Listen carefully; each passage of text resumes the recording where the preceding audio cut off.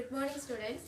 നമ്മൾ കഴിഞ്ഞ ക്ലാസ്സിൽ സെല്ലിനെ കുറിച്ചായിരുന്നു പഠിച്ചിരുന്നത്. സെല്ലിൻ്റെ കണ്ടുപിടുത്തങ്ങൾ, ആ സെല്ലിനെ ആദ്യമായിട്ട് ഒബ്സർവ് ചെയ്ത്, അതുപോലെ അത് കഴിഞ്ഞിട്ട് ആ സെൽ ബയോളജിയുടെ എന്താണ് കോശവിജ്ഞാനീയത്തിൻ്റെ ചരിത്രത്തിൽ നടന്ന മറ്റു കണ്ടുപിടുത്തങ്ങൾ, അങ്ങനെ ഒത്തിരി ആ ഒരു ഹിസ്റ്ററിയിൽ നടന്ന കാര്യങ്ങളായിരുന്നു പറഞ്ഞുകൊടുന്നത്. പിന്നെ ആ കണ്ടുപിടുത്തങ്ങളൊക്കെ വെച്ചുകൊണ്ട് സെൽ തിയറി ഫോം ചെയ്തു. ആരൊക്കെയായിരുന്നു? തിയോഡോർ ഷാനും MJ ഷ്യൂഡനും ചേർന്ന് തിയറി പ്രപ്പോസ് ചെയ്തു. ആ സെൽ തിയറിയിൽ പ്രധാനപ്പെട്ട രണ്ട് ആശയങ്ങൾ MJ ഷ്യൂഡനും തിയോഡോർ ഷാനും മുന്നോട്ട് വെച്ച് രണ്ട് പ്രധാനപ്പെട്ട കോൺസെപ്റ്റുകൾ ഉണ്ടായിരുന്നു. ആ രണ്ട് പ്രധാനപ്പെട്ട ആശയങ്ങൾ എന്തായിരുന്നൊക്കെ? എല്ലാ ജീവികളുടെയും ശരീരം കോശങ്ങൾ കൊണ്ട് നിർമ്മിച്ചിരിക്കുന്നു. അതുപോലെ എന്താണ്? ജീവികളുടെ ഘടനാപരവും ജീവധർമ്മപരവുമായിട്ടുള്ള അടിസ്ഥാന ഘടകമാണ് എന്തെന്ന്? കോശം എന്നത്. ഈ രണ്ട് പ്രധാനപ്പെട്ട കൺസെപ്റ്റുകളായിരുന്നു സെൽ തിയറിയിലൂടെ അല്ലെങ്കിൽ കോശ സിദ്ധാന്തത്തിലൂടെ MJ ഷ്യൂഡനും തിയോഡോർ ഷാനും മുന്നോട്ട് വെച്ചത്. അപ്പോൾ ഇത് ഇത്രയും നമ്മൾ കഴിഞ്ഞ ക്ലാസ്സിൽ പഠിച്ച കാര്യങ്ങളാണ്. എല്ലാവരും പഠിച്ചിട്ടുണ്ടെന്ന് വിശ്വസിക്കുന്നു. ഇനി നമുക്ക് നോക്കാനുള്ളത് ഒരു സെല്ലിന്റെ ഫംഗ്ഷൻ എന്തൊക്കെയാണ്, അല്ലെങ്കിൽ കോശത്തിന്റെ ധർമ്മങ്ങൾ എന്തൊക്കെയാണ്. നമ്മൾ എന്താണ് കോശം എന്ന് പറയുന്നത് പറഞ്ഞു, എന്താണ്? ജീവന്റെ തന്നെ അല്ലെങ്കിൽ ജീവനുള്ളവയുടെ തന്നെ അടിസ്ഥാന ഘടകമാണെന്ന് പറഞ്ഞു. Cell is the basic unit of life or living things. ജീവനുള്ളവയുടെ അല്ലെങ്കിൽ ജീവന്റെ തന്നെ അടിസ്ഥാന ഘടകമാണ് എന്ത്? സെൽ എന്ന് പറയുന്നത്. അപ്പോൾ എന്തൊക്കെ ഫങ്ഷൻസ് ആണ് ഈ സെല്ല് പെർഫോം ചെയ്യുന്നത്? സെല്ലിന്റെ ധർമ്മങ്ങൾ എന്തൊക്കെ? First one, resist foreign particle. എന്താണ് ഫോറിൻ പാർട്ടിക്കിൾ എന്ന് വെച്ചാല്?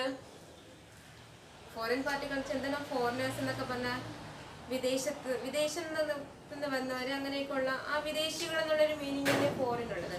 അപ്പോൾ ഈ ഫോറിൻ പാർട്ടിക്കിൾ എന്താ? വിദേശത്ത് നിന്ന് പാർട്ടിക്കിൾസ് ആണോ? അതായത് നമ്മുടെ ശരീരത്തിനകത്തല്ല, നമ്മുടെ ശരീരത്തിന് പുറത്തു നിന്ന് എന്ത് നമ്മുടെ ശരീരത്തിലേക്ക് കയറും അത് നമ്മുടെ ശരീരത്തിൽ എന്താണ്?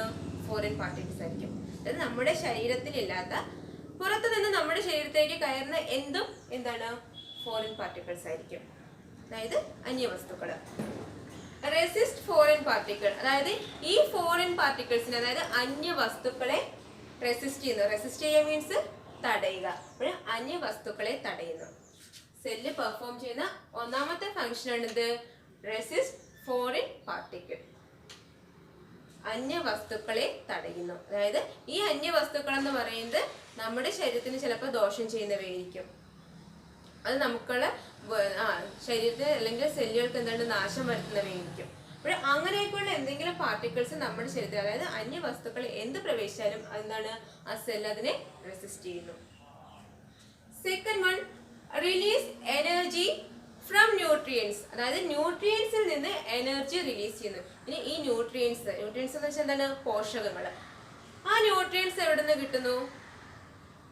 നമ്മൾ കഴിക്കുന്ന ആഹാരം. നാം കഴിക്കുന്ന ആഹാരത്തിൽ നിന്ന് നമ്മുടെ ശരീരത്തിൽ എന്ത് കിട്ടുന്നുണ്ട്? ന്യൂട്രിയൻസ് കിട്ടുന്നുണ്ട്. ആ ന്യൂട്രിയൻസിൽ നിന്ന് എനർജി റിലീസ് ചെയ്യുന്നു. എനർജി എന്ന് പറയുന്നത് എന്താണ്? ഊർജം. അതായത് പോഷകങ്ങളിൽ നിന്ന് ഊർജം സ്വതന്ത്രമാക്കുന്നു. നമ്മുടെ ശരീരത്തിലെ ഏത് പ്രവർത്തനങ്ങൾ നടക്കണമെങ്കിലും, അതായത് നമ്മുടെ ഘടനാപരവും ജീവധർമ്മപരവുമായിട്ടുള്ള പ്രവർത്തനങ്ങളുടെ അടിസ്ഥാന ഘടകമാണ് സെൽ എന്ന് പറഞ്ഞു. അപ്പോൾ ആ പ്രവർത്തനങ്ങളൊക്കെ നടക്കണമെങ്കിൽ എന്താണ്? എനർജി, ഊർജം ആവശ്യമാണ്. ആ എനർജി എവിടെ നിന്ന് റിലീസ് ചെയ്യുന്നു? ന്യൂട്രിയൻസിൽ നിന്ന്, പോഷകങ്ങളിൽ നിന്ന് എനർജി റിലീസ് ചെയ്യുന്നു. അതായത് പോഷകങ്ങളിൽ നിന്ന് ഊർജം സ്വതന്ത്രമാക്കുന്നു. Then third one, synthesis of biomolecules. എന്താണ് ബയോമോളിക്യൂൾസ് എന്ന് വെച്ചാല്? ജൈവ തന്മാത്രകൾ.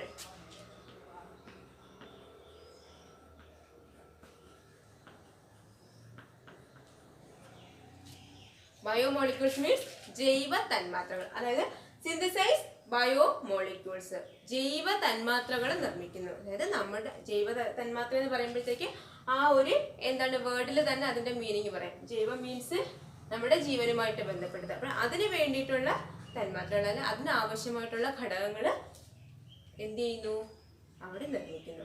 അപ്പോൾ നോക്കാം, ഫങ്ഷൻസ് ഓഫ് എ സെൽ. ഒരു സെല്ല് നിർവഹിക്കുന്ന പ്രധാനപ്പെട്ട ധർമ്മങ്ങൾ അല്ലെങ്കിൽ സെല്ലിന്റെ ആ കോശത്തിന്റെ ധർമ്മങ്ങൾ എന്തൊക്കെയാണ്?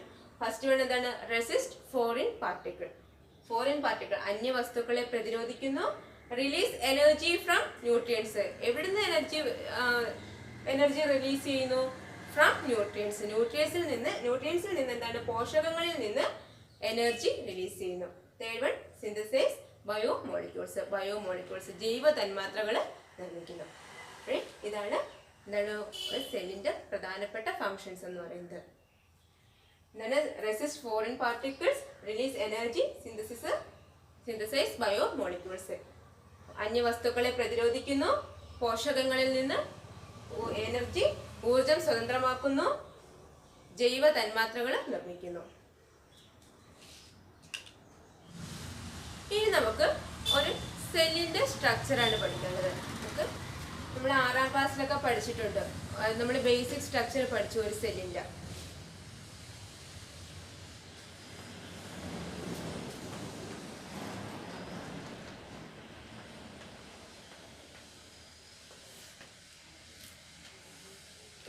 സെല്ലിന്റെ സ്ട്രക്ചർ നമുക്ക് ഒരു ബേസിക് സ്ട്രക്ചർ എന്ന് പറയുന്നത്, ഒരു സെല്ലിന്റെ ബേസിക് സ്ട്രക്ചർ പറയുമ്പോഴത്തേക്ക്, അതായത് ഒരു അടിസ്ഥാന അതിന്റെ ഒരു ഘടന, ആ അടിസ്ഥാന ഘടന പറയുമ്പോഴത്തേക്ക് അതിനകത്ത് എന്തൊക്കെ പറയാം? ഒരു സെല്ലിനകത്ത് എന്തൊക്കെയുണ്ട്? ഒരു ബേസിക് സ്ട്രക്ചർ പറയുമ്പോഴത്തേക്ക് അതിനകത്ത് എന്താണ്? സെല്ലിനൊരു സെൽ വാളുണ്ട്. പിന്നീട് എന്തായിരിക്കാം? 6ാം ക്ലാസ്സിൽ പഠിച്ചിട്ടുള്ള കാര്യങ്ങളാണ് ഒരു സെല്ലിന്റെ ബേസിക് സ്ട്രക്ചർ എന്താണെന്നുള്ളത്. ഒരു സെൽ വാള്, ആ സെൽ വാളിനെ ഫോളോ ചെയ്യുന്നതാണ് സെൽ മെംബ്രെയിൻ.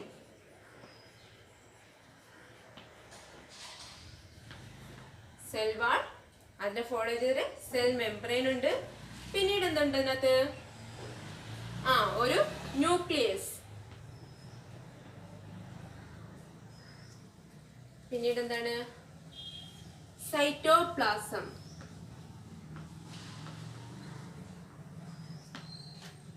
എന്താണ് സെൽ വാൾ? കോശഭിത്തി.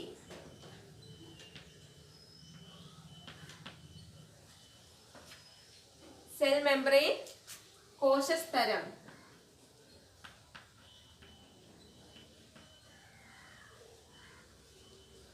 ന്യൂക്ലിയസ്, മർമ്മം. സൈറ്റോപ്ലാസം, കോശദ്രവ്യം.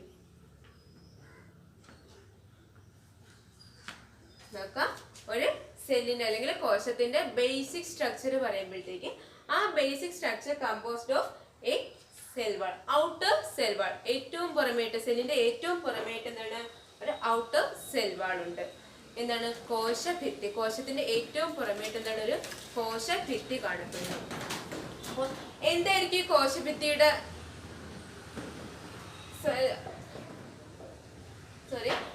ഈ കോശഭിത്തിയുടെ ധർമ്മം എന്തായിരിക്കും ഇവിടെ?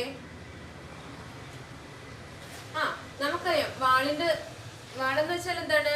പറഞ്ഞു, ഭിത്തി. അതിന്റെ എന്താണ് അതവിടെ ചെയ്യുന്നത്? ഒരു വാൾ എങ്ങനെയാണ് നമ്മളെ സഹായിക്കുന്നത്? നമ്മൾ എന്തിനാ പ്രൊട്ടക്ട് ചെയ്യുന്നു, അതായത് സംരക്ഷണം നൽകുന്നു. ഇപ്പൊ നമ്മൾ വീടിന് ചുറ്റും അല്ലെങ്കിൽ നിങ്ങളുടെ സ്കൂളിന് ചുറ്റുമൊക്കെ മതിലുകളുണ്ട്. ആ മതിൽ എന്തിനാ സഹായിക്കുന്നത്? നമ്മുടെ എന്താണ് വീടിനകത്തേക്ക് അല്ലെങ്കിൽ സ്കൂളിലാണെങ്കിൽ സ്കൂളിനകത്തേക്കും എന്താണ് പുറത്തു നിന്നും ആരും വരാതെ അല്ലെങ്കിൽ കടന്നു കയറാതെ നമുക്ക് എന്താണ് ആ വാള് അവിടെ സംരക്ഷിക്കുന്നത്, പ്രൊട്ടക്ട് ചെയ്യുകയാണ് ചെയ്യുന്നത്. അതുപോലെ തന്നെയാണ് ഈ സെൽ വാളിന്റെ ധർമ്മം എന്ന് പറയുന്നത്. സെല്ലിനകത്തേക്ക് എന്തെങ്കിലും അന്യ വസ്തുക്കളൊക്കെ കയറാതെ എന്ത് ചെയ്യുന്നു? അതിന് ആ സെല്ലിനെ പ്രൊട്ടക്ട് ചെയ്യുന്നതാണ് എന്ത്? സെൽ വാൾ അല്ലെങ്കിൽ കോശഭിത്തി എന്ന് പറയുന്നത്. സെല്ലിന് എന്താണ്? സംരക്ഷണം കൊടുക്കുന്നു.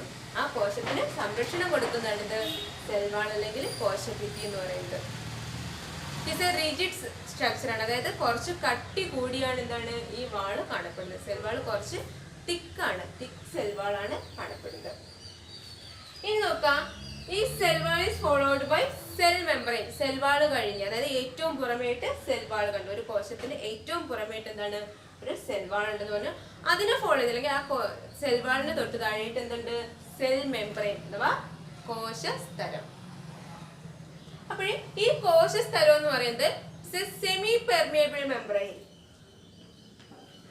Cell membrane is semi permeable. അതായത് എന്താണ് സെമി പെർമിയബിൾ എന്ന് പറയുമ്പോഴത്തേക്ക്? എല്ലാ വസ്തുക്കളെയും അത് അകത്തേക്ക് കടത്തിവിടുന്നില്ല. അവിടെ എന്താണ്? ചില വസ്തുക്കളെ മാത്രം എന്ത് ചെയ്യുന്നു? അകത്തേക്ക് കടത്തിവിടുന്നു, സെല്ലിനകത്തേക്ക് കടത്തിവിടുന്നു, ബാക്കിയുള്ളതിനെ അവിടെ തടഞ്ഞു നിർത്തുന്നു. അപ്പോഴേ ഈ സെൽ മെംബ്രെയിൻ എന്ന് പറയുന്നത് ഒരു സെമി പെർമിയബിൾ മെംബ്രെയിൻ ആണ്. അതായത് എല്ലാ വസ്തുക്കളെയും, അതായത് പാർഷ്യലായിട്ടാണ് അവിടെ എന്താണ് ട്രാൻസ്ഫർ ചെയ്യാൻ അനുവദിക്കുന്നത്. അവിടെ ചില വസ്തുക്കളെ മാത്രം കടത്തിവിടുന്നു, ബാക്കി അതായത് നമ്മുടെ ശരീരത്തിന് ആവശ്യമില്ലാത്ത അല്ലെങ്കിൽ ആ കോശത്തിലേക്ക് കയറാൻ ആവശ്യമില്ലാത്ത അതിന് വേണ്ടാത്ത സബ്സ്റ്റൻസിനെ എല്ലാം അവിടെ തടഞ്ഞു നിർത്തി ആവശ്യമുള്ളതിനെ മാത്രം എന്ത് ചെയ്യുന്നു, ആ മെംബ്രെയിനിലൂടെ കടത്തിവിടുന്നു. നോക്കാം, ഇവിടെ ഈ സെൽ മെംബ്രെയിനിന്റെ ഫംഗ്ഷൻ സെൽ വാളിനെ പോലെ തന്നെ എന്താണ്, പ്രൊട്ടക്ഷൻ ആണ്. അവിടെ ആ സെല്ലിന് പ്രൊട്ടക്ഷൻ കൊടുക്കുന്ന രണ്ട് മെംബ്രെയിൻസ് ആണ് അവിടെ, സെൽ മെംബ്രെയിനും അതുപോലെ എന്താണ് സെൽവാളും. സെൽവാളും പ്രൊട്ടക്ട് ചെയ്യുന്നു, സെൽ മെംബ്രെയിനും പ്രൊട്ടക്ട് ചെയ്യുന്നു. സെൽ മെംബ്രെയിൻ എന്ന് വെച്ചാൽ കോശസ്തരം. ഇനി നോക്കാം തേർഡ് വൺ, ന്യൂക്ലിയസ്. നമ്മൾ ബേസിക് സ്ട്രക്ചർ പറയുമ്പോഴത്തേക്ക് ഫസ്റ്റ് സെൽ വാൾ പറഞ്ഞു, സെൽ മെംബ്രെയിൻ, ന്യൂക്ലിയസ്. ന്യൂക്ലിയസ് അല്ലെങ്കിൽ മർമ്മം. ന്യൂക്ലിയസ് ഈസ് ദി എന്താന്ന് പറഞ്ഞു, is the centre of the cell. ആരായിരുന്നു, റോബർട്ട് ബ്രൗൺ കണ്ടുപിടിച്ചു. എന്താണ്, സെല്ലിന്റെ സെന്റർ കണ്ടുപിടിച്ചു. അതിന് എന്തെന്ന് പേര് കൊടുത്തു, ന്യൂക്ലിയസ് എന്ന് പേര് കൊടുത്തു. ന്യൂക്ലിയസ് അല്ലെങ്കിൽ മർമ്മം എന്ന് പറയുന്നത് എന്താണ്, സെല്ലിന്റെ അല്ലെങ്കിൽ കോശത്തിന്റെ കേന്ദ്രം. That is the centre of the cell. Then last one, cytoplasm അല്ലെങ്കിൽ കോശദ്രവ്യം. സൈറ്റോപ്ലാസം അല്ലെങ്കിൽ കോശദ്രവ്യം. എന്താണ് ഈ സൈറ്റോപ്ലാസം അല്ലെങ്കിൽ കോശദ്രവ്യം എന്ന് പറയുന്നത്? ഈ സെൽ മെംബ്രെയിനുള്ളിൽ കാണപ്പെടുന്ന ഒരു ഫ്ലൂയിഡ് ലൈക്ക് സബ്സ്റ്റൻസ് അല്ലെങ്കിൽ മാട്രിക്സ് എന്ന് പറയുന്നു.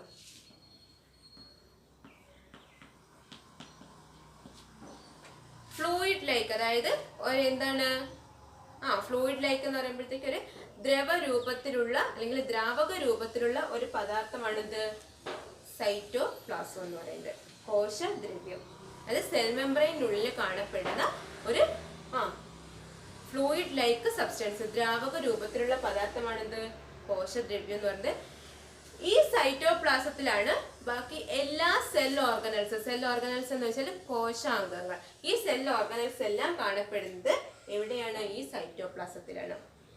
അപ്പോൾ നോക്കാം, ഒരു സെല്ലിന്റെ ബേസിക് സ്ട്രക്ചർ എന്ന് പറയുമ്പോൾ the basic structure of a cell composed of cell wall, cell membrane, nucleus and cytoplasm. ഒരു കോശത്തിന്റെ അടിസ്ഥാന ഘടന എന്ന് പറയുന്നത് ഒരു കോശഭിത്തി ഉണ്ടായിരിക്കും, അതുപോലെ എന്താണ് കോശസ്തരം, മർമ്മം, കോശദ്രവ്യം. ഇവയെല്ലാം കൂടെ ചേരുമ്പോഴത്തേക്കാണ് നമ്മൾ ഇതിനെ ഒരു കോശവും നമ്മൾ അതിന്റെ ബേസിക് സ്ട്രക്ചർ പറയുന്നത്.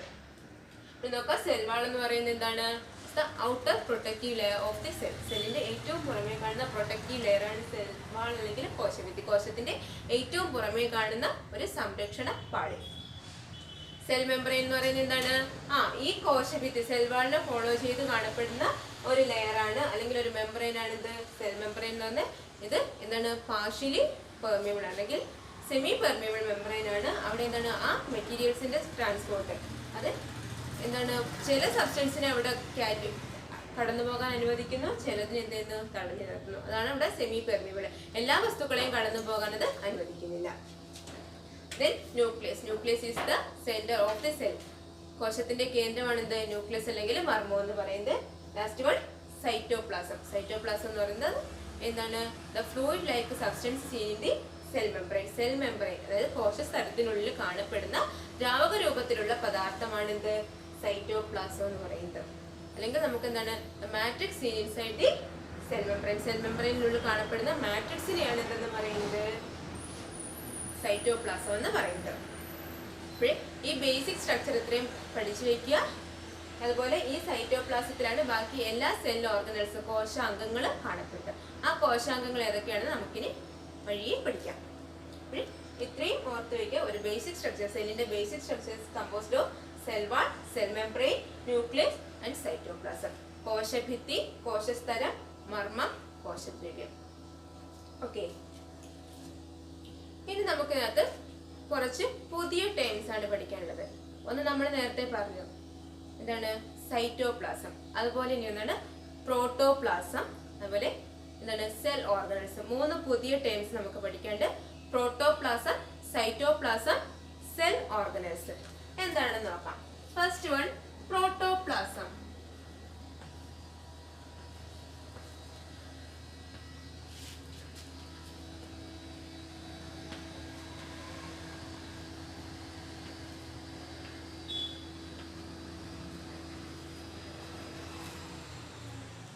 നോക്കാം, എന്താണ് പ്രോട്ടോപ്ലാസം അല്ലെങ്കിൽ ജീവദ്രവ്യം? Protoplasm. All substance seen inside the cell membrane constitute protoplasm.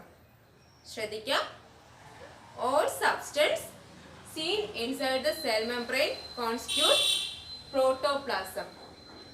അതായത് സെൽ മെംബ്രെയിനുള്ള കോശ സ്തരത്തിനുള്ളിൽ കാണപ്പെടുന്ന എല്ലാ വസ്തുക്കളെയും ചേർത്ത് എന്തെന്ന് പറയുന്നു?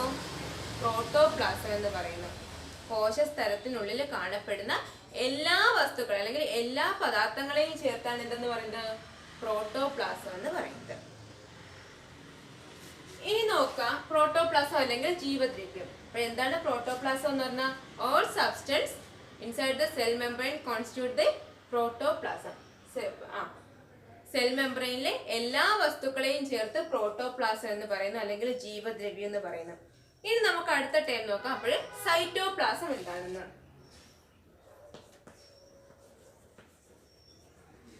സൈറ്റോപ്ലാസം അല്ലെങ്കിൽ കോശദ്രവ്യം.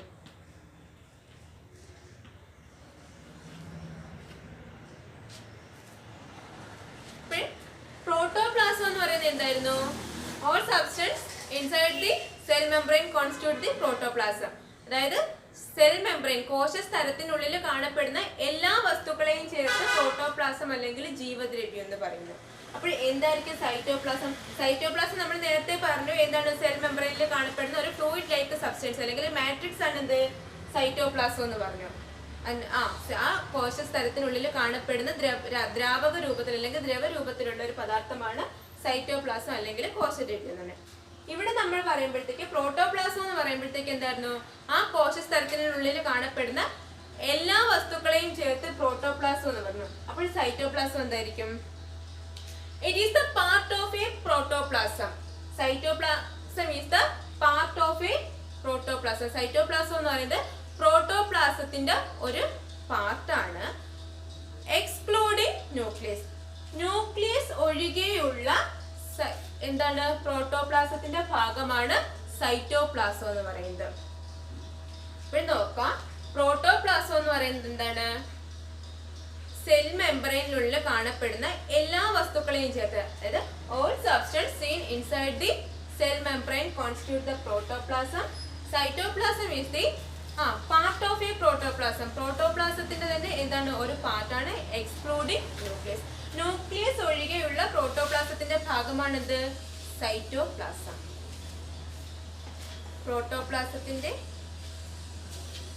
പ്രോട്ടോപ്ലാസത്തില് ന്യൂക്ലിയസ് ഒഴികെയുള്ള ഭാഗം അതാണ് എന്ത്? സൈറ്റോപ്ലാസം എന്ന് പറഞ്ഞത്. ഇപ്പോൾ പ്രോട്ടോപ്ലാസം എന്ന് പറയുമ്പോഴത്തേക്ക് ന്യൂക്ലിയസും ബാക്കിയുള്ള സെൽ ഓർഗനൽസും എല്ലാം ചേർന്ന് എന്താണ്? Protoplasm.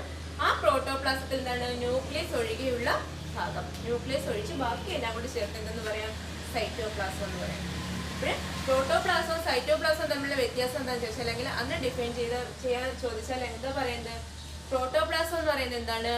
All substance seen inside the cell membrane. Cell മെംബ്രെയിനിൽ കാണപ്പെടുന്ന എല്ലാ സബ്സ്റ്റൻസിനെയും ചേർത്ത് പ്രോട്ടോപ്ലാസം എന്ന് പറയാം. Cytoplasm is the part of a protoplasm. പ്രോട്ടോപ്ലാസത്തിന്റെ തന്നെ ഒരു പാർട്ടാണ്. അതായത് ജീവദ്രവ്യത്തിന്റെ തന്നെ ഒരു ഭാഗമാണിത് കോശദ്രവ്യം. അവിടെ എന്ത് കാണപ്പെടുന്നില്ല? ന്യൂക്ലിയസ് കാണപ്പെടുന്നില്ല. അതായത് മർമ്മം ഒഴികെയുള്ള പ്രോട്ടോപ്ലാസത്തിന്റെ ജീവദ്രവ്യത്തിന്റെ ഭാഗമാണ് കോശദ്രവ്യം. ഇനി അടുത്തതിനകത്ത് വരുന്ന ടേം എന്ന് പറയുന്നത് സെൽ ഓർഗനൽസ്.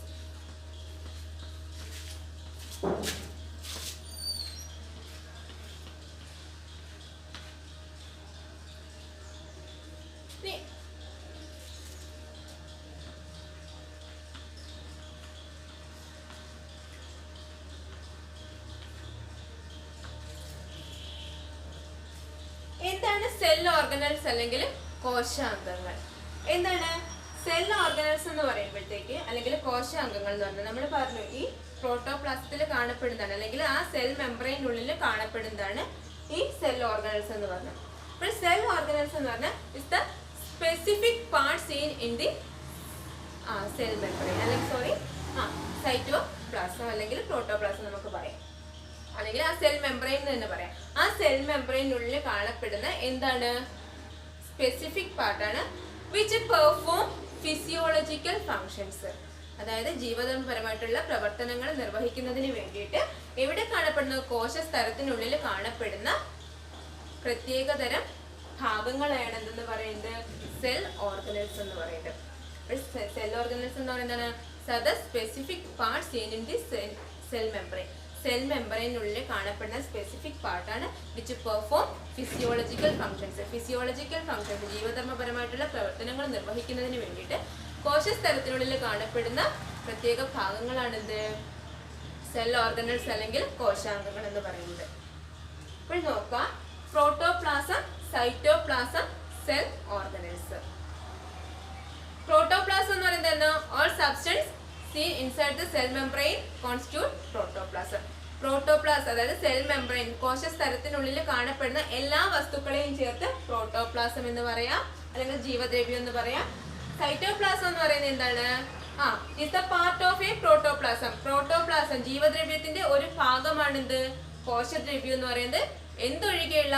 മർമ്മം ഒഴികെയുള്ള, ന്യൂക്ലിയസ് ഒഴികെയുള്ള. അതായത് എന്താണ്? Cytoplasm is the part of protoplasm excluding nucleus. Nucleus ഒഴികെയുള്ള, അതായത് മർമ്മം ഒഴികെയുള്ള ജീവദ്രവ്യത്തിന്റെ ഭാഗമാണിത് കോശദ്രവ്യം എന്ന് പറയുന്നത്. ഇനി സെൽ ഓർഗനൽസ് എന്ന് പറയുമ്പോഴത്തേക്ക് ഏതൊക്കെ എന്താണ് പറയുന്നത്? Specific part seen in the cell membrane. Cell membrane അതായത് കോശസ്തരത്തിനുള്ളിൽ കാണപ്പെടുന്ന പ്രത്യേകതരം ഭാഗങ്ങൾ. എന്തിനു വേണ്ടിയിട്ട്? വിച്ച് പെർഫോം ഫിസിയോളജിക്കൽ ഫങ്ഷൻസ് ജീവധർമ്മപരമായിട്ടുള്ള പ്രവർത്തനങ്ങൾ നടത്തുന്നതിന് വേണ്ടിയിട്ട് അല്ലെങ്കിൽ നിർവഹിക്കുന്നതിന് വേണ്ടിയിട്ട് ഈ കോശസ്തരത്തിനുള്ളിൽ കാണപ്പെടുന്ന പ്രത്യേകതരം ഭാഗങ്ങളെയാണ് എന്തെന്ന് പറയുന്നത്? സെൽ ഓർഗനൽസ് അല്ലെങ്കിൽ കോശാംഗങ്ങൾ എന്ന് പറയുന്നത്. ഇനി നമുക്ക് പ്രധാനപ്പെട്ട കോശാംഗങ്ങൾ ഏതൊക്കെയാണെന്ന് നോക്കാം. ഓക്കെ, ഇത് നമ്മൾ പഠിച്ച കാര്യങ്ങൾ എന്തൊക്കെയായിരുന്നു? സെല്ലിന്റെ ധർമ്മങ്ങൾ, ഒരു കോശം നിർവഹിക്കുന്ന പ്രധാനപ്പെട്ട ധർമ്മങ്ങൾ എന്തൊക്കെയാണെന്ന് പഠിച്ചു. എന്തൊക്കെയായിരുന്നു? റെസിസ്റ്റ് ഫോറിൻ പാർട്ടിക്കിൾ, അന്യവസ്തുക്കളെ തടയുന്നു. അതുപോലെ എന്താണ്? ബയോമോളിക്യൂൾസിനെ സിന്തസൈസ് ചെയ്യുന്നു. പിന്നെ എന്തായിരുന്നു? എനർജി റിലീസ് ചെയ്യുന്നു. എവിടെ നിന്ന് എനർജി റിലീസ് ചെയ്യുന്നു? ന്യൂട്രിയൻസിൽ നിന്ന്. അതായത് ഊർജത്തെ സ്വതന്ത്രമാക്കുന്നു, പോഷകങ്ങളിൽ നിന്ന് ഊർജത്തെ സ്വതന്ത്രമാക്കുന്നു, ജൈവ തന്മാത്രകൾ നിർമ്മിക്കുന്നു, അന്യവസ്തുക്കൾ തടയുന്നു. ഇതാണ് ഒരു സെൽ അല്ലെങ്കിൽ കോശം നിർവഹിക്കുന്ന പ്രധാനപ്പെട്ട ധർമ്മങ്ങൾ എന്ന് പറയുന്നത്. പിന്നീട് നമ്മളൊരു സെല്ലിന്റെ ബേസിക് സ്ട്രക്ചർ പഠിച്ചു. ഏതൊക്കെയാണ്? സെൽ വാൾ, ഏറ്റവും ഔട്ടർ പ്രൊട്ടക്റ്റീവ് ലെയർ ആയിട്ടുള്ള സെൽ വാൾ, അതിനെ ഫോളോ ചെയ്ത് സെൽ മെംബ്രെയിൻ ഉണ്ടെന്ന് പഠിച്ചു. എന്താണ്? വസ്തുക്കളെ അങ്ങോട്ടും ഇങ്ങോട്ടും കടത്തി വിടുന്ന ഈ സെൽ മെംബ്രെയിനിലൂടെയാണ്. അത് സെമി പെർമിയബിൾ ആണെന്ന് പറഞ്ഞു. എല്ലാ വസ്തുക്കളെയും കടത്തി വിടുന്നില്ല എന്ന് പറഞ്ഞു. പിന്നീട് പഠിച്ചത് എന്തായിരുന്നു? സെല്ലിൻ്റെ ഒരു ന്യൂക്ലിയസ്, സെല്ലിന്റെ സെന്റർ, കോശത്തിന്റെ കേന്ദ്രം, അത് സെൽ ന്യൂക്ലിയസ് എന്ന് പഠിച്ചു. പിന്നീട് എന്തായിരുന്നു? സൈറ്റോപ്ലാസം. സൈറ്റോപ്ലാസം എന്ന് പറയുന്നത് എന്തായിരുന്നു? ദ ഫ്ലൂയിഡ് ലൈക്ക് സബ്സ്റ്റൻസ് അല്ലെങ്കിൽ matrix seen in the cell membrane. കോശസ്തരത്തിനുള്ളിൽ കാണപ്പെടുന്ന ഒരു ദ്രാവക രൂപത്തിലുള്ള പദാർത്ഥമാണിത് സൈറ്റോപ്ലാസം. പിന്നീട് നമ്മൾ പഠിച്ചത് സൈറ്റോപ്ലാസത്തിന്റെയും പ്രോട്ടോപ്ലാസത്തിന്റെയും വ്യത്യാസം എന്തൊക്കെയാണ്. പ്രോട്ടോപ്ലാസം എന്ന് പറയുന്നത് കോശസ്തരത്തിൽ കാണപ്പെടുന്ന എല്ലാ സബ്സ്റ്റൻസിനെയും ചേർത്ത് പ്രോട്ടോപ്ലാസം എന്ന് പറയുന്നു. മർമ്മം ഒഴികെയുള്ള പ്രോട്ടോപ്ലാസത്തിന്റെ ഭാഗമാണ് സൈറ്റോപ്ലാസം എന്ന് പറയുന്നത്. പിന്നീട് നമ്മൾ പഠിച്ചത് സെൽ ഓർഗനൽസ് എന്തൊക്കെയാണ്. സെൽ ഓർഗനൽസ് എന്താണ്? അതായത് ഈ സൈറ്റോപ്ലാസത്തിൽ ഈ എന്താണ് സെൽ മെംബ്രെയിനിൽ കാണപ്പെടുന്ന കോശസ്തരത്തിനുള്ളിൽ കാണപ്പെടുന്ന സ്പെസിഫിക് പാർട്ട്, അതായത് ജീവധർമ്മപരമായിട്ടുള്ള പ്രവർത്തനങ്ങൾ നിർവഹിക്കാൻ വേണ്ടിയുള്ള ഭാഗങ്ങളെയാണ് എന്താ പറയുന്നത്? സെൽ ഓർഗനൽസ് എന്ന് പറയുന്നത്. ഇനി ഏതൊക്കെയാണ് സെൽ ഓർഗനൽസ് എന്ന് നമുക്കിനി അടുത്ത ക്ലാസ്സിൽ പഠിക്കാം. അപ്പോൾ ഇത്രയും പറഞ്ഞ കാര്യങ്ങൾ നന്നായിട്ട് മനസ്സിലാക്കുക. അതുപോലെ ഇതിൻ്റെ കൂടെ തന്നെ നോട്ട് കൊടുക്കുന്നുണ്ട്. ആ നോട്ട് എഴുതിയെടുത്ത് വീണ്ടും വായിക്കുക. എന്തെങ്കിലും ഡൗട്ട്സ് ഉണ്ടെങ്കിൽ അത് ക്ലിയർ ചെയ്യാൻ ശ്രമിക്കുക.